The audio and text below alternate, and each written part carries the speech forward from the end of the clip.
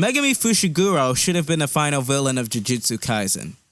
I'm well aware that this is not the kind of video you subscribe to me for, but this has been bugging me for way too long. I wrote this theory all the way back in April 1st, 2024. You know, chapter 255, when Kusakabe got absolutely hoed by Sukuna. I was fully confident in this theory before the end of JJK, and looking back, I still think it should have been the ending, even though this aged like fucking milk. So without further ado, let's just get into it. Here's the theory. First, Megumi will die. This motherfucker ate 5 infinite voids back to back. Bro is not surviving that shit. 2, Megumi will become a cursed spirit. And, like Reggie Starr, I had a literal webfuck of receipts for this theory before Gege started gay-gaying. And third, the crux of this theory, Megumi will be the final villain of Jujutsu Kaisen. Now, at this point, you might be thinking, Twin, what the fuck are you smoking? And where can I get some? That shit is classified! But after looking through each chapter of Megumi's life and his ultimate demise at the hands of Sukuna, and Kenjaku technically since he drafted this whole diabolical scheme while getting plowed like a fucking rice paddy by Yuji's dad, I was confident that Megumi would not only not survive, but he would give in to his darkest emotions and become a cursed spirit, on par with cursed spirit Naoya, and then some. If you think that's a stretch, you'll likely change your mind once you're done with this video. And I think the best way to begin this theory concerning Megumi's eventual demise would be through his cocky, lecherous rat fuck of a sibling, Naoya Zenin. Naoya Zenin lived a relatively privileged life, compared to Megumi at least. Literally the only major obstacle he's ever had in his fuck-ass life was because of Gojo being sealed inside the prison realm. As a result, Megumi was favored over Naoya to become the clan head. You see, the Zenin clan had a rigid backwards attitude towards Jujutsu. Their clan favored inherited curse techniques above all else, deeming those with no curse technique or energy as worthless bums unfit for the Zenin name. The most prized among their techniques being the 10 Shadows. By now you probably see where this is going. Naoya, despite being stronger and more adept, was sidelined in favor of Megumi for his curse technique alone, now that he's not under Gojo's guardianship. And even that issue was resolved fairly quickly when Megumi flat out refused to become the Zenin clan's next head, despite the rest of the clan, and surprisingly Maki of all people, practically begging him to. But I digress. Naoya, despite being practically spoiled by the Zenin clan and achieving prodigy status, was about to see his entire world turned upside fucking down. Maki analyzes and breaks down Naoya's technique and then proceeds to dog walk him for several panels. And as if that wasn't fucked enough, the final sick punchline lands in the form of a London greeting from his own mom. Naoya led a privileged life, and then he abruptly faced trauma after trauma. This fueled his most violent and terrible emotions. Upon his imminent death, his cursed energy spiked just enough to become a cursed womb, and finally, a cursed spirit. Now, let's compare his life with Megumi's. Most of the struggles Naoya has had to go through, aside from his desire to become clan head being temporarily shot by Gojo's imprisonment, were the result of his own jealousy in the form of Gojo and Toji.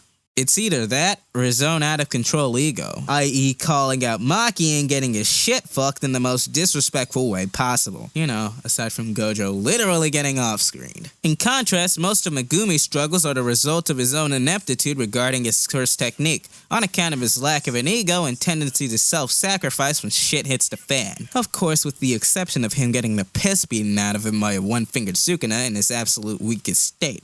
That was honestly a combination of dogshit RNG and Gege being perpetually on one. In fact, the first time he gains an ego of his own, he gets absolutely ignorant. It's like a switch flipped in his brain, and he transformed from a sacrificial bum to a true crash out that would make Kashimo proud. Bro really said, "Fuck Big Raga, watch this." He beats a curse that was amped up with one of Sukuna's fingers with an incomplete domain, only for the finger to fall right into Sukuna's grubby little mouth hands anyway.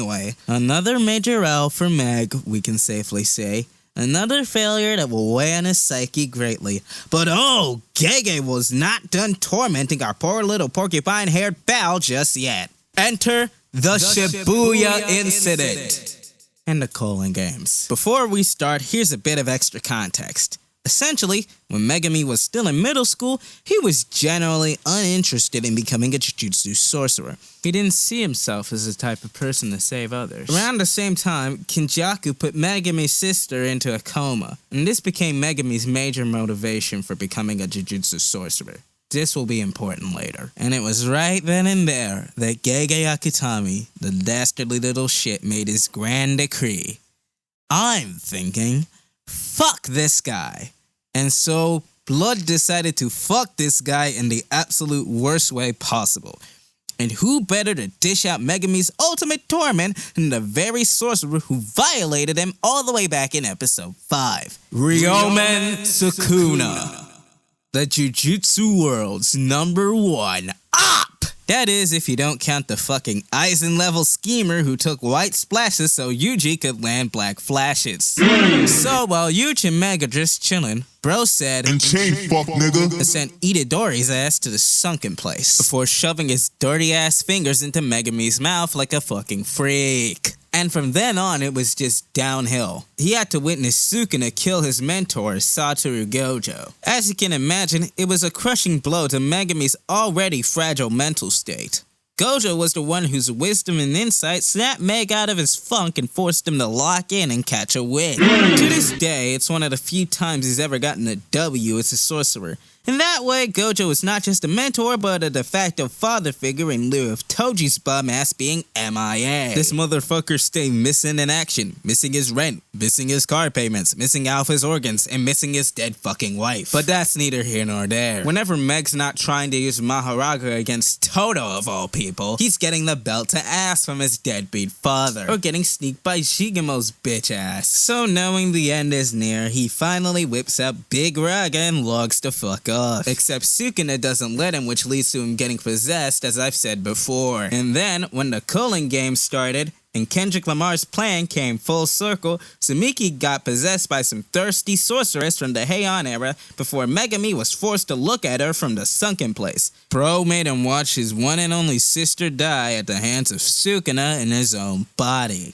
As an avid JJK enjoyer, I heard many rumblings about how Megumi sold the bag and he folded. Well, now I ask you, what would you do in this situation? What if you've been surrounded by pricks your whole life during middle school, and the only person in your life who wasn't a total jerk essentially becomes brain dead for several months? So you go to a Jujutsu school in hopes of finding a way to save her. One day, some stupid fucking kid eats a cursed object, and you're forced into the second worst matchup in all of Jujutsu history, right behind useless Miwa and Kung Fu Kenny. Then you're sent on another mission. Your enemy, the finger bearer, is too strong, and you run away like a bitch. But you come back and kick his fucking ass so deliciously you think it was choreographed by Jet Li himself, and you still fucking fail because Sukuna out here giving devious licks on his own fingers like it's KFC. Fast forward to now, you just got your ass whooped by your dad without your knowledge, and then you get sneaked by a fucking bum with a sword and terrible fashion sense. Hint, it's not Kusekage. Knowing the end is near, you decide to do the thing.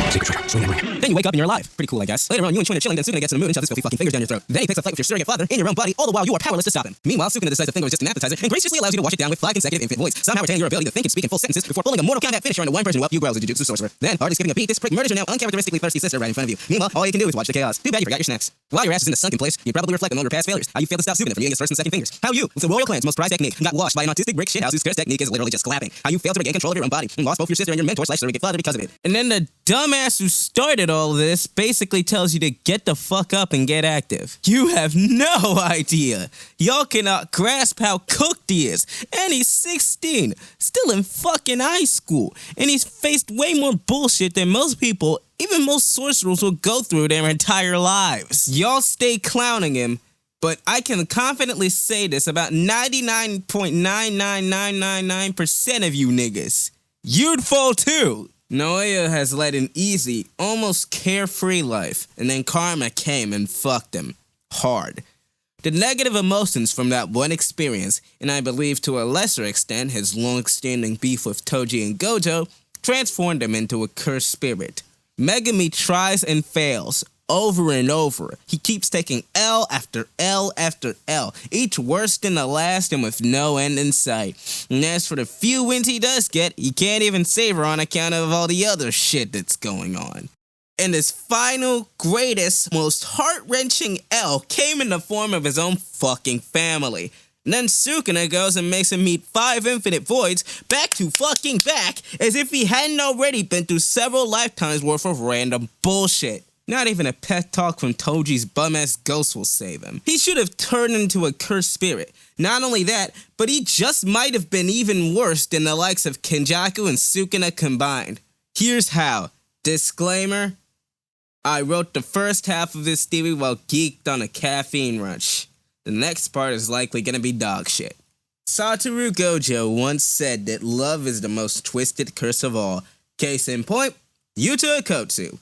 Bro had his dead middle school girlfriend turn into a twisted abomination, and all he did was like her. Moreover, Gojo Sensei did mention that Yuta's only a distant cousin of the Gojo clan, yet he has a fuck ton of raw cursed energy. Now how does this relate to Meg over here? Well, firstly, he's a direct descendant of the Zenin clan, meaning he arguably has even more cursed energy potential than Yuta does. Also, his use of domain expansion, Chimera Shadow Garden, has improved between his fight with the Finger Bearer in the first arc and Reggie in the Culling games, where he used the gem they were fighting in as a makeshift barrier. And as if that wasn't enough, Gojo also mentions that a 10 Shadows user once defeated and killed a Limitless/Six Eyes user long ago. Knowing Megumi, he probably assumed that they would have used Maharaga to do so. Knowing Megumi, he probably assumed that they would have had to use Maharaga to do so. However, knowing Gege, I didn't think he would just leave this as another fucking loose end. Secondly, Yuta's strong emotional attachment towards Rika turned her into a cursed spirit, whereas for Megumi, when his sister Sumiki died, his final tether to the world was severed. The death of the one person he really loved at the hands of that fucking prick Sukuna was the straw that broke the camel's psyche. That day, Meg just said, fuck this, and threw away all attachments to the human world, which only strengthens the argument for him becoming a ridiculously powerful curse, given his emotional state. Megumi's name, translated into English, means grace, or more accurately, blessing. Considering all the other atrocities Gege's done with this series, it's easy for me to imagine him taking Toji's precious little blessing and doing some fuck shit like, I don't know, maybe transforming him into the most terrifyingly busted curse in Jujutsu Kaisen? And on that note, we've only seen Naoya use his domain expansion when he transformed into a curse. So there's definitely an argument for Megumi's evolution as well. I predict that when Megumi becomes a curse, his domain expansion, Chimera Shadow Garden, will finally be complete. If you thought his domain expansion was scary now, what are you gonna do when he summons a gaggle of 60 Maharagas and fucking jumps you? So there you have it. Megumi dies, becomes a curse, and the final villain of Jujutsu Kaisen for Yuji to defeat. This shit aged like fucking milk.